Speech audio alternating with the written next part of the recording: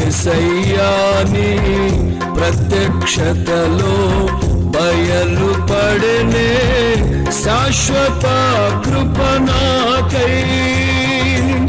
దేవునికి మహిమ కలుగును గాక. ఈ కార్యక్రమాన్ని చూస్తున్న మీ అందరికీ కూడా నా యొక్క హృదయపూర్వకమైన వందనాలు.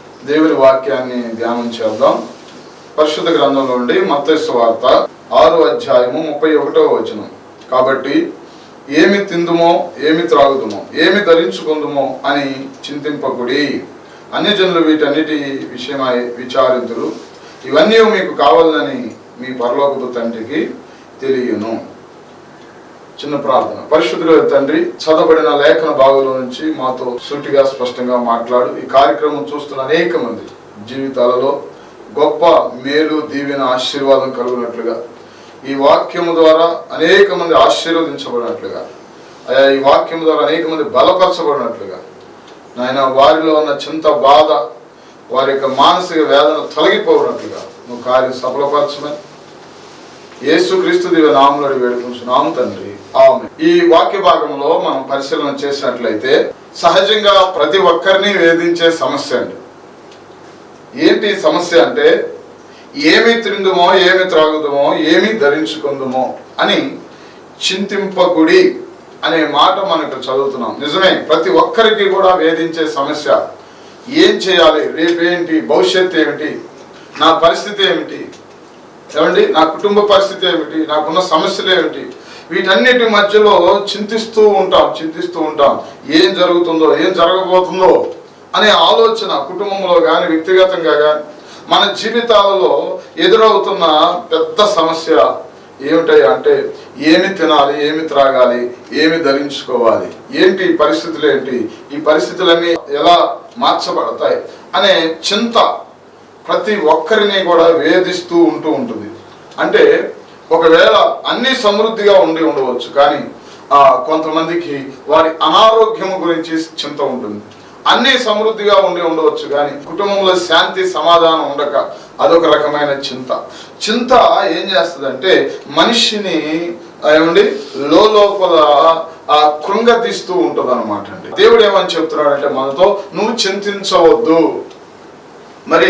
మరి పరిస్థితులన్నీ ఇలా ఉంటే మరి చింతించకుండా, బాధపడకుండా, లేకపోతే వాటి గురించి విచారించకుండా ఎలా ఉండగలుగుతాం? చింతను మనము ఎలా జయించగలుగుతాం అంటే, తేటగా దేవుని వాక్యంలో నుండి మనం ఈరోజు నేర్చుకోబోతున్నాం. మనం పరిస్థితుల ప్రభావంలో పడిపోయి ఏమండి అదొక రకమైన చింత, అంటే డిప్రెషన్లోనికి వెళ్ళిపోతూ ఉంటాం, కృంగిపోతూ ఉంటాం, పైకి నవ్వుతూనే ఉంటాం, పైకి బాగానే ఉన్నట్లుగా ఉంటాం, కానీ లోపల అది మనల్ని వేధిస్తూ, మానసికంగా మనను కృంగతీస్తూ ఉంటుంది మనకు వచ్చిన పరిస్థితులను బట్టి. కాబట్టి ప్రియులారా, దేవుని వాక్యము ఇలా సెలవిస్తుంది ఏమనంటే, మీరు దేనిని గూర్చి చింతపడవలసిన పని లేనే లేదు అంటున్నాడు.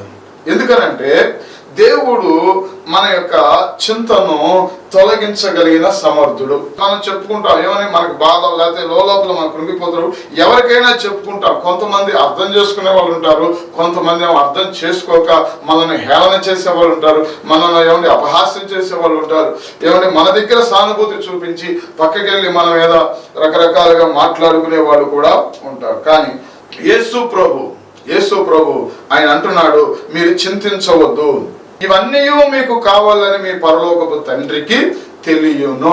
మీ పరలోకపు తండ్రికి మీకు ఏం కావాలో తెలుసు. ఉదాహరణకు మీ పిల్లలు ఏదైనా వాళ్ళకి అవసరం వచ్చింది, ఒకవేళ స్కూల్లో ఫీజే కట్టాలనుకోండి. స్కూల్లో ఫీజు కట్టాలంటే టీచర్ గారు, ప్రిన్సిపాల్ వాళ్ళు ఆ ఫీజు కట్టమని చెప్పమని చెప్తారు. వాళ్ళు మన దగ్గరకు వచ్చి ఏం చెప్తారంటే, పిల్లలు వచ్చి నాన్న లేదా అమ్మ అని పిలిచి ఫీజు కట్టాలని చెప్తారు మనకి. అంతేగాని ఈ ఫీజు ఎలా కట్టాలి, ఎక్కడి నుంచి కట్టాలి వాళ్ళకి ఆలోచన ఉండదు. అక్కడ స్కూల్లో ఏదైతే చెప్పారో అది తీసుకొచ్చి ఫీజు కట్టాలి అని మనకు చెప్తారు. కానీ ఫీజు కట్టాలని ఆలోచన చేసేది ఎవరై అంటే తల్లిదండ్రులే. కానీ పిల్లలకి ఆ చింత ఉంటుందా అంటే ఉండదు. ఇక్కడ దేవుడు కూడా మన పరలోకపు తండ్రిగా ఆయన మన బాధ్యతలను ఆయన భరించే దేవుడై ఉన్నాడు. మన సమస్యలను ఆయన మోస్తాడు, మన బాధలలో ఆయన సహానుభవుడు అవుతాడు, మన యొక్క పరిస్థితులని ఆయన ఎరిగి ఉన్నాడు అంటున్నాడు. మీకేమి అవసరమో మీకు ఏం కావాలో మీ పరలోకపు తండ్రికి తెలియను. నిజంగా భౌతికంగా మనకున్న తండ్రికి ఏమండి కొన్ని తెలియవచ్చు, మనకి ఏ అవసరమో, కొన్ని వారికి తెలియకపోవచ్చు. కానీ పరలోకపు తండ్రికి మనకి ఏది అవసరమో మొత్తం ఆయనకి తెలుసు అంటండి. ఎంత అద్భుతమో చూడండి. ఆయన పిల్లలుగా మనము చింతించవలసిన పని లేదు అంటున్నాడు. ఏమి తిందుమో ఏమి త్రాగుదుమో. సహజంగా అప్పులు బాధలు ఎక్కువైనప్పుడు కానీ, లేకపోతే కుటుంబంలో పరిస్థితులు కలిసి రానప్పుడు కానీ, వ్యవసాయమే కానీ, వ్యాపారమే కానీ, ఉద్యోగమే కానీ కలిసి రానప్పుడు, ఏదైనా నష్టం జరిగినప్పుడు, లేకపోతే అనుకున్నది అనుకున్నట్టుగా జరగకుండా, లేకపోతే వ్యతిరేకంగా జరిగినప్పుడు, ఏదో సాధించాలని ముందుకు వెళ్ళాం కానీ అది సాధించలేనప్పుడు, లేకపోతే వారు అనుకున్నది అనుకున్నట్టుగా జరగనప్పుడు మనలో చింత చాలా వేదన కలిగిస్తూ ఉంటుంది. అది ఎవరికి కూడా పైకి చెప్పలేనంత పరిస్థితిలో మనం ఉంటాం కొన్నిసార్లు. కాబట్టి అలాంటి పరిస్థితుల మధ్యలో కూడా మీరు చింతించొద్దు అంటున్నాడు. ఎందుకు ఈ చింత మనకు వస్తుంది? ఈ చింత మనల్ని ఎందుకు వేధిస్తుంది అంటే, ముఖ్యంగా దీన్ని మనం జయించాలంటే మనకి ఏం కావాలి అంటే, అక్కడే మత్తయి సువార్త 6వ అధ్యాయం 30వ వచనంలో, నేడుండి రేపు పొయ్యిలో వేయబడు అడవి గడ్డిని దేవుడి ఎలాగూ అలంకరించిన ఎడల అల్ప విశ్వాసులారా మీకు మరి నిశ్చయముగా వస్త్రములు ధరింప చేయను కదా.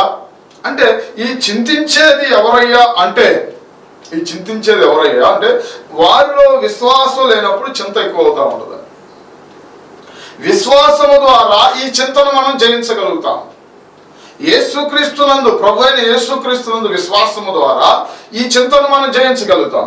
ఎందుకంటే ఆయన చేయలేని కార్యం అంటూ ఏది లేదు. నువ్వు ఆయన మీద విశ్వాసం ఉంచగలిగితే అది అనారోగ్యమైన, అప్పుల బాధలైనా, లేకపోతే ఏమంటే కుటుంబపరమైన చిక్కులైనా, పిల్లలు కలిసి రాకపోయినా, వేధిస్తున్నప్పటికీ కూడా, ఏమంటే భర్త భార్య సమాధానం లేకపోయినా, ఏ చింత అయినా, కొంతమంది తల్లిదండ్రులు మారితే పిల్లలు మారరు, పిల్లలు మారితే తల్లిదండ్రులు మారరు. కొన్ని కుటుంబాలు ఇంకా వీళ్ళు ఎప్పుడు మారుతారు అనే ఆలోచన, చింత మనం వేధిస్తూ ఉంటుంది. ఏదైనా నువ్వు విశ్వాసం ఉంచి ప్రార్థన చేస్తే, యేసుక్రీస్తునందు ఉన్న విశ్వాసము నీ చింతను పోగొడుతుంది. నువ్వు చింతను జయించగలుగుతావు. విశ్వాసము ద్వారా లోకాన్ని మనం జయించవచ్చు అని దేవుని వాక్యం సెలవిస్తుంది. కాబట్టి విశ్వాసము ద్వారా సాధించలేని కార్యం అంటూ ఏది లేదు. మన ప్రభు అయిన యేసుక్రీస్తు మనల్ని పిలుస్తున్నాడు. ఏమంటున్నాడంటే అల్ప విశ్వాసులారా. అంటే వీళ్ళకి విశ్వాసం లేదని కాదు, కానీ అల్ప విశ్వాసం ఉంది. యేసు ప్రభు దేవుడు, నమ్ముకున్నాం, బాప్తీసం తీసుకున్నాం, దేవుని సన్నిధికి వెళుతున్నాం.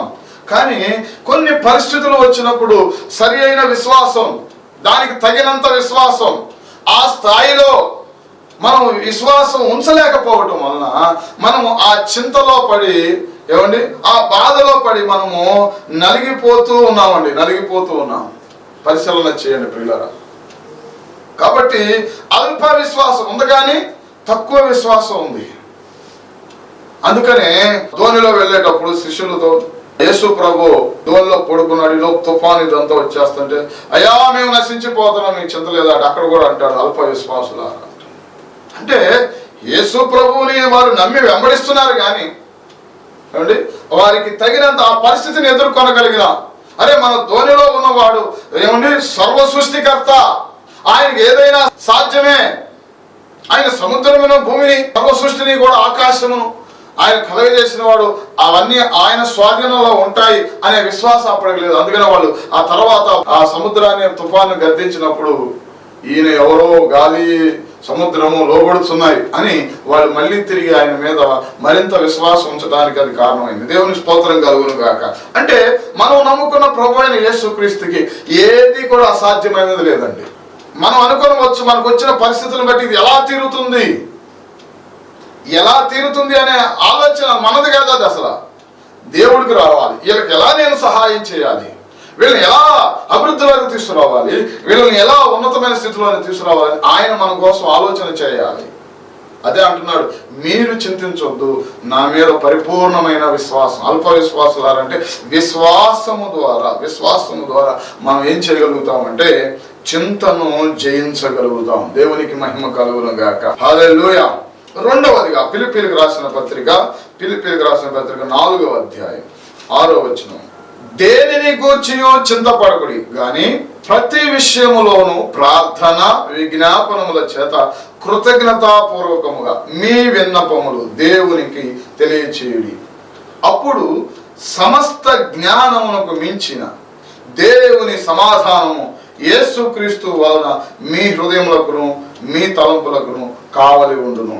ఇక్కడ రెండవదిగా ఎలా మనము చింతను జయించగలుగుతాం, ఎలా మన డిప్రెషన్, మన మానసిక వేదనను, లోపల మనం తినివేస్తున్న ఆ బాధను, ఆ చింతను, అది ఎలా మనం జయించగలుగుతాం అంటే రెండవది, మొట్టమొదటి మనం చెప్పుకున్నాం, విశ్వాసము ద్వారా పరిపూర్ణంగా పట్టుదల కలిగి అచంచలమైన విశ్వాసముతో. షడ్రకు మేషకు అబేద్నెగోను మనం చూస్తే అసలు వాళ్ళు కాలిపోతామనే ఆ ఆలోచన లేదండి. అందుకని నెబుకద్నెజరు అంటారు, ఇందుల గురించి ప్రత్యుత్తరం ఇవ్వాలని చింత మాకు లేదంటారు. ఆ చింత లేదంటున్నారు వాళ్ళు. ఎందుకంటే ఈ మండుస్తున్న అగ్నిగుండము నుండి మమ్మల్ని రక్షించుటకు మా దేవుడు సమర్థుడు, ఒకవేళ రక్షించబడకపోయినా మేము మాత్రం ప్రతిమకు మొక్క అంటారు. అంటే వారిలో ఏదైనా ఎక్కడైనా బాధ కానీ చింత కానీ ఎక్కడైనా కనపడుతుందా? ఏ క్వశ్చన్ అంటే అసలు లేదు. వాళ్ళు ఎదుర్కొనేది సమస్య ఏదైనా చిన్న సమస్య అంటే కాదు, భయంకరమైన అగ్నిగుండం. ఏమండి, దానిలో నుండి వారు పరిపూర్ణమైన విశ్వాసంతో దాన్ని జయించగలిగారు. అదే, నువ్వు ఎలాంటి పరిస్థితుల్లో ఉన్నా దేవుడి మీద పరిపూర్ణమైన విశ్వాసం నీకు ఉండగలిగితే నువ్వు చింతను జయించగలుగుతావు. రెండవది ఏమిటి అంటే దేనిని గూర్చి చింతపడొద్దు అంటున్నాడు. అంటే దేనిని గూర్చి అంటే ఎలాంటి పెద్ద సమస్య అయినా, నీకు వచ్చిన ఎంత కఠినమైన సమస్య అయినా, ఇంకా అయిపోయిందంటే అంతా అయిపోయింది, ఇక నా జీవితం ఇక క్లోజ్, ఇక నాకు ఏంటంటే అంటే మరణమే శరణ్యం, ఇంక ఎటు దారి లేదు, ఎటు వెళ్ళినా కూడా ఏమండి ఏ క్వశ్చన్ కూడా నాకు సహాయం అందట్లేదు, ఎన్ని ప్రయత్నాలు చేసినా వ్యర్థం అవుతున్నాయి కానీ ఏ ప్రయత్నం సఫలం అవ్వట్లేదు.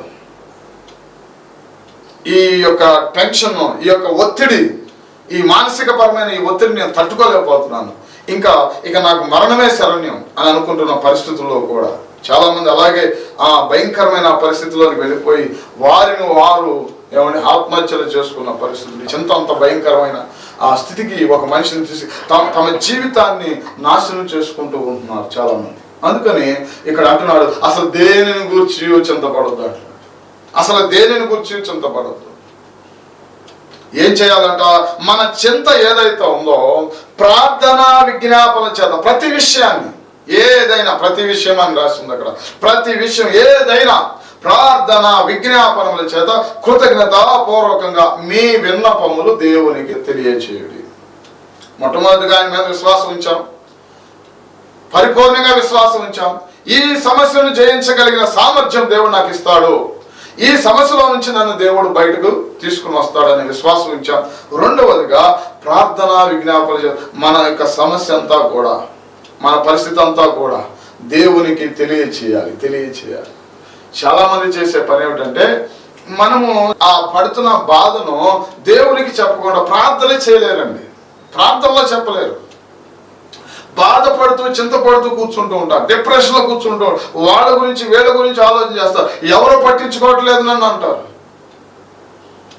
ఇంకా నేను ఫలానా ఫలానా సహాయం చేశాను అని ఇవన్నీ తెచ్చుకుని మనసులో తెచ్చుకుని బాధపడితే ఏమైనా ఉపయోగం ఉంటుందండి? ఎవరు నన్ను ఈరోజు పట్టించుకోవట్లేదు, ఫోన్ చేసినా ఫోన్ ఎత్తట్లేదు, లేదా నేను ఏదన్నా డబ్బులు అడుగుతాను మా దగ్గర లేవని ముందే చెప్పేస్తున్నారు, ఎందుకంటే నేను అవసరంలో ఉన్నానని తెలిసి ఇవన్నీ చెప్తూ ఉంటారు. కానీ దీని అన్నిటికంటే ముందు మీ చింత, మీ బాధ, మీ అవసరత, మీ పరిస్థితి ఏదైతే ఉందో ముందు దేవుని సన్నిధిలోనికి వెళ్ళి ఆయనకి చక్కగా వివరంగా తెలియచేయండి, చక్కగా ప్రార్థనలు చేయండి. కనీసం ఒక గంట అయినా దేవుని సన్నిధిలో గడపండి. ఆ గంట అయిన తర్వాత చూడండి దేవుడు మీకు ఎంత ధైర్యం ఇస్తాడో, ఎంత విశ్వాసం ఇస్తాడో, ఎంత అద్భుతంగా దేవుడు మిమ్మల్ని ఏమండి అంటే సమస్యలు తీరిపోతాయి గంటలంటే కాదండి, కానీ ఆ తీరిపోతాయి అనే బలమైన విశ్వాసం, ఆ ధైర్యం, ఆ నెమ్మది, ఆ ప్రశాంతత దేవునితో గడపడం ద్వారా, దేవునితో సహవాసం చేయడం ద్వారా మనకు కలుగుతుంది. దేవునికి మహిమ కలుగును గాక. హల్లెలూయా. నువ్వు చేసిన ప్రతి ప్రార్థన ఆయన త్వరలో జవాబిస్తాడు. నాకు మొరపెట్టుము, నేను నీకు ఉత్తరం ఇస్తాను అన్నాడు ఆయన. తప్పనిసరిగా ప్రార్థన మాత్రమే అర్థం కాదు, ఆ ప్రార్థనకు తగిన ప్రతిఫలం నువ్వు పొందుకుంటావు. కాబట్టి ప్రియులారా గమనించండి, రెండవదిగా దేనిని గురించి చింతపడొద్దు. దేనిని గురించి నువ్వు ఏ పరిస్థితిలో గుండా వెళుతున్నా, అరణ్యం గుండా వెళుతున్నావా, ఎడారిలో వెళుతున్నావా, ఏమంటే ముళ్ళబాటలో వెళుతున్నావా, పరిస్థితులు ఎటు తిరిగినా కూడా ఏమండి సింహాల మధ్యలో ఉన్నట్టుగా ఉందా, ఎలాంటి పరిస్థితుల్లోనూ ఉన్నప్పటికీ నువ్వు చింతపడాల్సిన పని లేదు.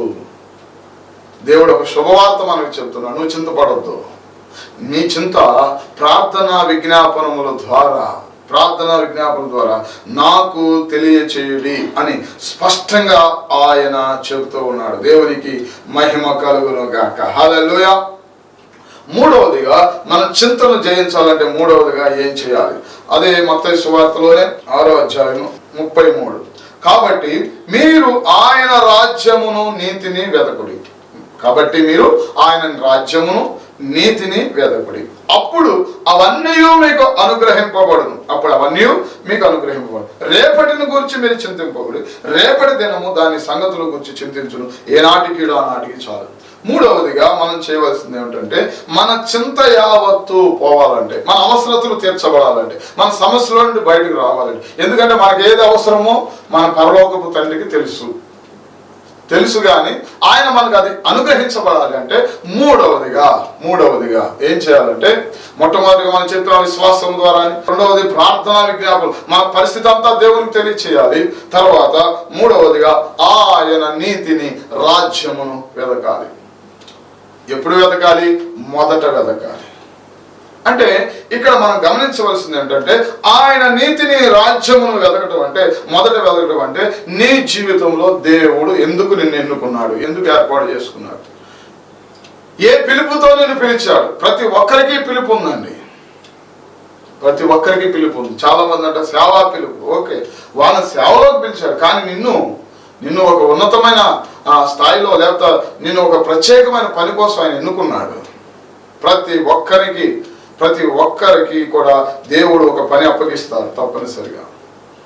ఆ పని ఏమిటో, దేవుడు నీతో ఏం మాట్లాడాడో ఆ మాటకు నువ్వు విధేయత చూపించాలి. దేని గురించి? ఆయన రాజ్యం గురించి, ఆయన యొక్క రాజ్య విస్తరణ కోసం, ఆయన యొక్క పనిలో నువ్వు నిమగ్నం అవ్వాలి. ప్రతి ఒక్కరికి ఉంటుందండి పని. అది ఏ రీతిగా ఒక్కొక్కరిని ఒక్కొక్క దానికోసం ఆయన ఎన్నుకున్నాడు, ఏర్పాటు చేసుకున్నాడు. ఒక్కొక్కరిని ఒక్కొక్క రీతిగా, ఒక్కొక్క పాత్రగా వాడుకోవాలి. ఆయనను విశ్వసించిన మనము, ఆయన ఎందు ప్రార్థన చేస్తున్న మనము, మూడవదిగా ఆయన చెప్పిన మాట ఏమిటో, మన జీవితంలో ఆయన రాజ్యం గురించిన మాట ఏమిటో. ఒక్కొక్కరిని ఒక్కొక్క పిలుపుతో దేవుడు పిలిచాడు. అయితే దేవుడు మనల్ని ఎందుకు పిలిచాడు, మనతో ఏం మాట్లాడుతున్నాడు, ఆ మాటకు మనం లోపడగలిగితే ఆయన అంటాడు, అప్పుడు అవన్నీ మీ పరలోకపు తండ్రికి తెలుసు. మీరు మొదట నా నీతిని రాజ్యాన్ని వెతికితే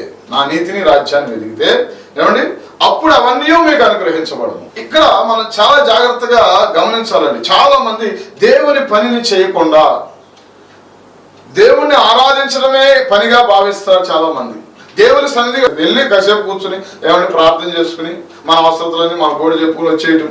ఏంటో దేవుని సన్నిధికి వెళ్ళాను, ఉపవాసం ఉన్నాను, ప్రార్థన చేశాను, జరగట్లేదు.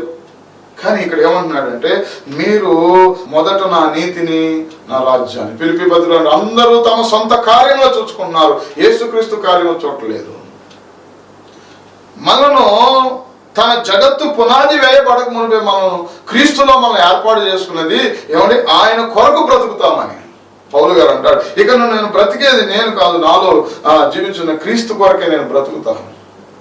అంటే మనము దేవుని రాజ్య సంబంధులుగా దేవుని యొక్క పరిచర్యను లేదా దేవుని యొక్క రాజ్యాన్ని విస్తరించడంలో మన వంతు పాత్ర ఏమిటో మనం ఎప్పుడైనా తెలుసుకున్నామా?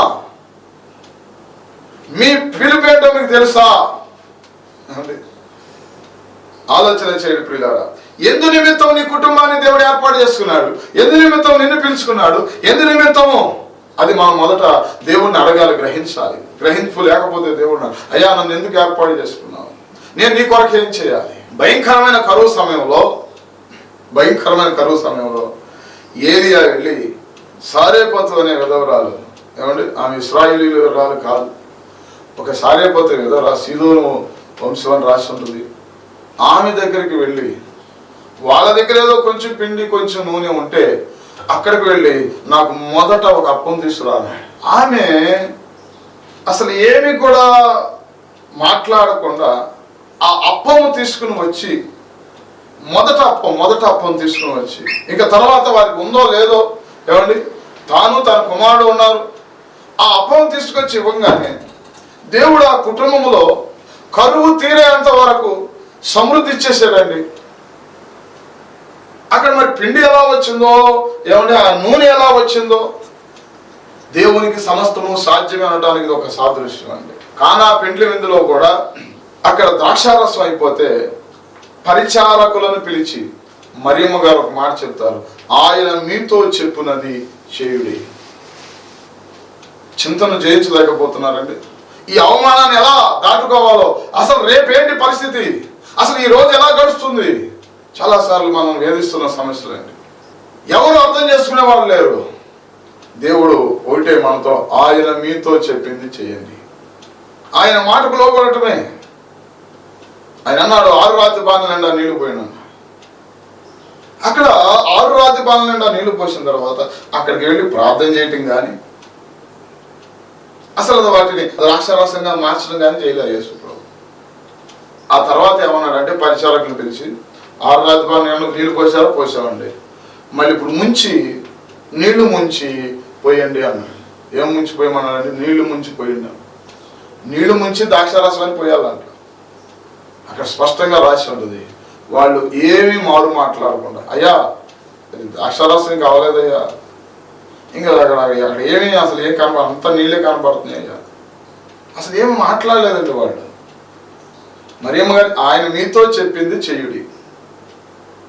అప్పుడు చూడండి, వాళ్ళు ముంచి విందు ప్రధాని దగ్గర తీసుకువెళ్ళేసరికి ఆ దారిలో మరి ఏం జరిగిందో మొత్తం మీద అక్కడికి వెళ్ళేసరికి ద్రాక్షారసం కనపడి, దేవునికి స్తోత్రం కలుగునుగా. హల్లెలూయా. మరి మన జీవితాలలో కూడా అలాంటి కార్యాలు మనం ఎందుకు చూడలేకపోతున్నాం? ఎందుకు అలా చింతిస్తూ ఉన్నాం? దేవుడు అక్కడ ద్రాక్షకాయలు ఏమైనా తీసుకొచ్చారా? లేదండి. ఇక్కడ ఏమైనా సారేపతి విధరాల ఇంట్లో ఎక్కడైనా పిండి చేయడానికి ఉంటేగా అంతా కరువే. ధాన్యం లేదు, లేదా మినము లేవు, ఏమీ లేవు, ఎవరు లేదు, కరువు వచ్చేసింది. కానీ ఈమె ఇందులో పిండి అవ్వలేదు, బుడ్డిలో నూనె అవ్వలేదు. ఇది మన జీవితాల్లో ఎందుకు అనుభవించలేకపోతున్నాం? కారణం ఏంటంటే ఆయన చెప్పింది కాకుండా మన సొంత ఆలోచన చొప్పున నడవడం వల్ల చింత ఎక్కువ అవుతుంది కానీ తక్కువ అవట్లేదు.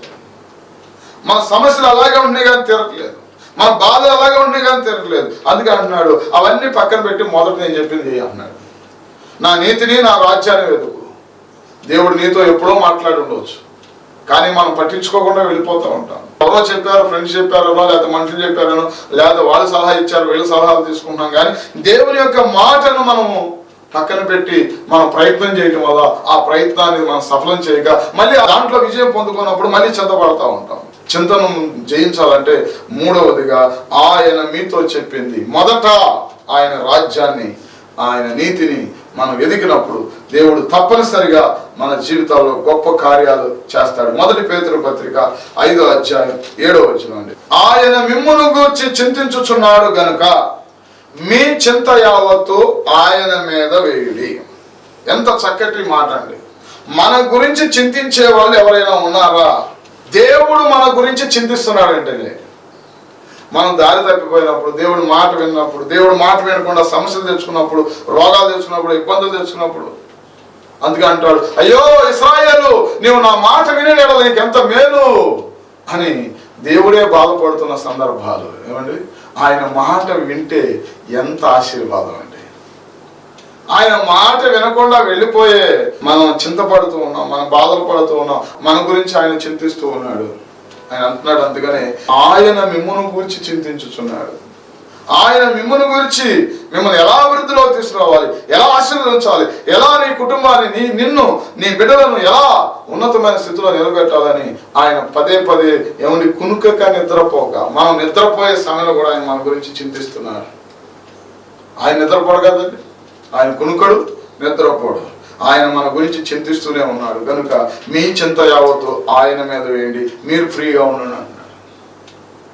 మీరు చక్కగా ప్రభువును స్తుతించండి, ప్రభువుని ఆరాధన చేయండి. మళ్ళీ మరొక మాట అంటాడు, మీరు చింతిస్తున్నారు సరే, 3 ఎక్కువ కానీ 3 తక్కువ కానీ చేసుకోగలుగుతున్నారంటే దాని అర్థం మీరు చింతించి మీ బాధలు ఏమన్నా తగ్గించుకోగలుగుతున్నారా, ఎక్కువ అవుతున్నాయా? చింత ద్వారా సమస్యలు ఎక్కువ అవుతున్నాయా, తగ్గుతున్నాయా? చింతించి ఏదైనా ఒక సమస్య మనం తీర్చుకోగలిగామా? పరిశీలన చేయాలి. కాబట్టి గమనించండి ప్రియులారా, ఆయన మనతో మాట్లాడుతున్న మాట, మీరు చింతించొద్దు, దేనిని గూర్చి చింతించొద్దు. ఏం చేయాలి?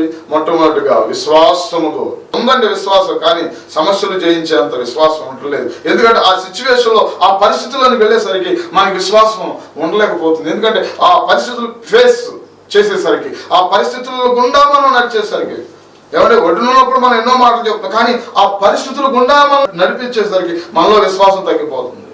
ఆ పరిస్థితులు మన మీదకి వచ్చినప్పుడు, ఆ సిచ్యువేషన్లో మనం వెళ్ళినప్పుడు అసలు దీంట్లో నుంచి బయటపడగలమా, ఈ పరిస్థితి ఎలా ఉంటుంది అనే అల్ప విశ్వాసం ఉంటుంది. కనుక మొట్టమొదటిగా పరిపూర్ణమైన విశ్వాసం, రెండవదిగా ప్రార్థన విజ్ఞాపనలు. దేనిని గురించి చింతించకుండా ఆ చింత యావత్తు కూడా ప్రార్థన ద్వారా, విజ్ఞాపన ద్వారా ఆయన మీద యావత్తు, చింత యావత్తు అనే మాట అంటే మొత్తం మీకు ఎంత బాధ అవుతుందో, ఎంత ఆయన సన్నిధిలో కుమ్మరించినట్లుగా దేవుని సన్నిధిలోనికి వెళ్ళి ఏమండి కుమ్మరిస్తే దేవుడు అద్భుతంగా హన్నా జీవితంలో వెంటనే కార్యం చేసినట్లుగా దేవుని సన్నిధిలో మన ప్రార్థనలో దేవుడు ఆలకిస్తాడు.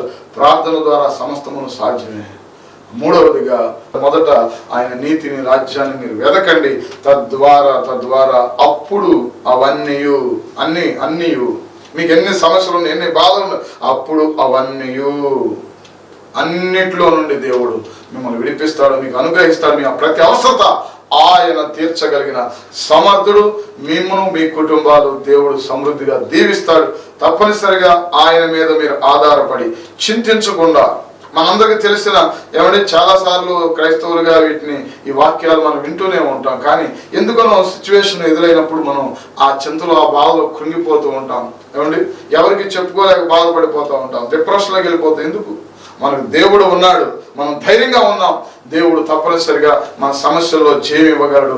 కాకపోతే ఆయన చెప్పినట్లుగా ఆయన మార్గంలో నువ్వు నడిస్తే, ఆయన కార్యాలను మొదట నువ్వు ఎదిగితే, ఆయన పనిని నువ్వు పట్టించుకోగలిగితే, ఆయన పరిచయంలో నువ్వు వాడబడగలిగితే, ఆయన నీతో ఏం చెప్పాడో, ఏ పిలుపుతో నిన్ను పిలిచాడో ఆ పిలుపుకు తగినట్లుగా జీవితం కలిగి ఉన్నట్లయితే అప్పుడు అవన్నీ మీకు అనుగ్రహించబడును. ఎలాంటి అద్భుతమైన చేయడానికి ఆయన సమర్థుడు, శక్తిమంతుడు, ఆశ్చర్య కార్యాలు చేసేవాడు. ఆయనకు అసాధ్యమైన కార్యం అంటే ఏది లేదు. ఈ మాటలు వింటున్న ప్రియ సహోదరి, సహోదరుడా, ఇప్పుడే దేవుని సన్నిధిలో మోకరించి నీ చింత యావత్తు కూడా, అయ్యా నా పరిస్థితి ఇది, నేను విశ్వాసంతో నీ సన్నిధిలో ప్రార్థన చేసి నా సమస్యను తీర్చు, నా పరిస్థితులను, అయ్యా నా పరిస్థితుల్లో నుంచి నన్ను బయట పడవేయగలిగిన దేవుడు సమర్థుడు, నీవు మాత్రమే. దేవుడి మీద పరిపూర్ణంగా మన చింత యావత్తు వేయగలిగినట్లయితే దేవుడు నిన్ను దర్శించబోతున్నాడు, దేవుడు నీతో మాట్లాడబోతున్నాడు. నీ కుటుంబంలో ఉన్న ప్రతి సమస్యను దేవుడు తీర్చి అత్యున్నతమైన స్థితిలో దేవుడు నిన్ను నిలబెట్టబోతున్నాడు. నువ్వు ఊహించలేని కార్యాలు, నీవెప్పుడు కూడా నీ ఊహకు అందని కార్యాలను చూడబోతున్నావు. రానున్న రోజుల్లో దేవుడు మరింత బలముగా దేవుడు నిన్ను నిలబెట్టి నిన్ను, నీ కుటుంబాన్ని ఘనపరచబోతున్నాడు. అటు కృప దేవుడు సమృద్ధిగా అనుగ్రహించి దీవించి ఆశీర్వదించును గాక. ఆమేన్, ఆమేన్. నాతో పాటు కలిసి ప్రార్థనలో ఏకీభవించి మీ బాధ ఏదైనా కానీ ఇప్పుడే దేవుని సన్నిధిలో మోకరించి ప్రార్థించగలిగితే దేవుడు అద్భుతంగా మీకు సహాయం చేయబోతున్నాడు. ప్రార్థన. మహోన్నతుడైన తండ్రి, కృప కలిగిన దేవా, ఘనమైన తండ్రి, నీకే స్తోత్రాలు. మా చింత యావత్తు నీ మీద ఏమంటావు. దేని గురించి చింతించొద్దు అంటున్నావు. ఏమి తినాలో, ఏమి త్రాగుదామో అని చింతించొద్దు అంటున్నావు నాయన. చింత పడమని ఎక్కడా కూడా నాయన లేదు నాయన. కానీ మేము ఆయా సమస్యలు ఇచ్చినప్పుడు, ఇబ్బందులు ఇచ్చినప్పుడు చింతపడుతున్నాం, కానీ నీ మీద ఆధారపడలేకపోతున్నాం, విశ్వాసం ఉంచలేకపోతున్నాం, ప్రార్థించలేకపోతున్నాం. నువ్వు చెప్పిన పని మేము చేయలేకపోతున్నాం. నీ నీతిని, నీ రాజ్యాన్ని మొదట వెతకలేకపోతున్నాం. నువ్వు పిలిచిన పిలుపు లోపడలేకపోతున్నాం. ప్రార్థిస్తున్నాం, ఆరాధిస్తున్నాం, నీ సన్నిధికి వస్తున్నాం, ఉపవాసం ఉంటున్నాం, కానీ నీవు చెప్పిన మాటకు, నువ్వు చెప్పిన పనికి మేము అయినా తండ్రి చేయలేకపోతున్నాం. అందుకనే మేము ఈ సమస్యల గుండా వెళుతున్నాం. మా విధేయతలు క్షమించండి, అపరాధాలు క్షమించండి.